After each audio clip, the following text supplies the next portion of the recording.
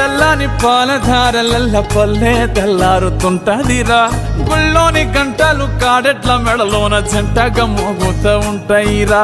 నాగలి భుజాన పెట్టుకుంటే దోస్తులు చెయ్యేసినట్టేరా కొట్టు గోదా పక్కన ఉంటే కొండంత బలగం ఉన్నట్టురా చల్లగాలి మోసుకొచ్చెరా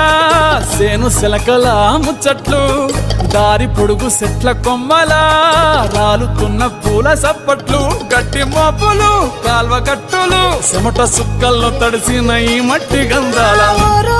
పల్లెటూరు దీని తీరే అమ్మ తీరు రంగులోన దాసి పెట్టి